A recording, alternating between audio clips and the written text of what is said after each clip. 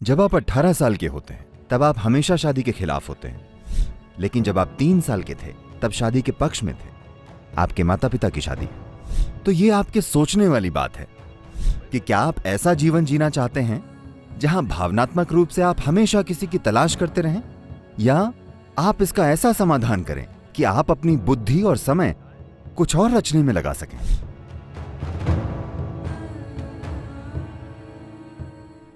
मुझे ये विश्वास था, या शायद मुझे ये विश्वास दिलाया गया था कि जीवन में एक ही जीवन साथी होता है।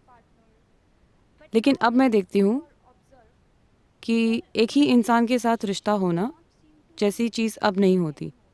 वो पूरा विचार अब खत्म हो गया है। तो आप इस बारे में क्या सोचते हैं? वो खत्म नहीं हुआ है, शायद जेएनयू में खत्म हो गया है।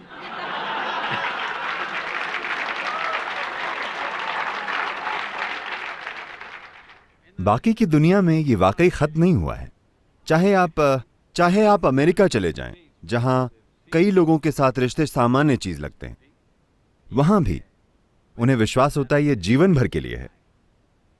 लेकिन बेशक 2 सालों बाद जीवन खत्म हो जाता है, वो अलग बात है। लेकिन जब वे शादी करते हैं उन्हें विश्वास होता है ये जीवन भर के लिए, तभी वे हीरे खरीदते हैं। उन्हें लगता है ये जीवन भर का निवेश है, वे पैसे लगाते हैं। लेकिन दुर्भाग्य से कई चीजों के कारण रिश्ते बिगड़ जाते हैं, और उनके इतने आसानी से बिगड़ने का एक कारण है लोग अपने जीवन में काफी बाद में मिल रहे हैं। देखिए, जब लोग छोटी उम्र में मिलते थे, जब उनका व्यक्तित्व सख्त नहीं था, वे जल्दी मिलते थे 17-18 साल में, तब 2 लोग आसानी से एक हो जाते थे, आसानी से। अब वे 30 में मिलते हैं। Now both are concretized, 2 concrete blocks. अब दोनों सख्त हैं, 2 सख्त ढांचे। लेकिन मैं देख रहा हूं कि अगर युवा लोग शादी करते हैं तो वो निभाते हैं। अगर 50 से ज्यादा की उम्र में शादी करते हैं तो निभाते हैं, क्योंकि वे फिर से नर्म हो जाते हैं। 30 से 50 की उम्र के बीच सीमेंट का ढांचा जैसा होता है, मजबूत व्यक्तित्व होता है, तब टकराव होता है। अगर वे समझदार हैं तो कोई परे की चीज ढूंढ लेंगे। तो एक से रिश्ता या ज्यादा से रिश्ता या जैसा भी रिश्ता हो, अगर आप जानना चाहते हैं तो यह समझना महत्वपूर्ण है कि हम सब यहां हैं, आप और मैं यहां हैं। इसका मतलब है कि एक स्त्री और एक पुरुष का कुछ समय पहले मिलन हुआ था। शायद आप सोचते हो कि वे माता पिता हैं, है ना? वे प्यार नहीं करते, वे सेक्स नहीं करते, कुछ नहीं, क्योंकि बस एक पुजारी ने मंत्र बोला तो आपका जन्म हुआ। शायद नहीं, ऐसा नहीं है। किसी में शारीरिक जरूरत थी तो उन्होंने शादी के द्वारा उसे संभाला, और हम यहां हैं। जब हम 18 साल के होते हैं तब हम हमेशा शादी के खिलाफ होते हैं, लेकिन जब आप 3 साल के थे तब शादी के पक्ष में थे, आपके माता पिता की शादी। जब आप 3 साल के थे तब आप क्या खुश नहीं थे कि आपके माता पिता की शादी स्थिर है? हेलो?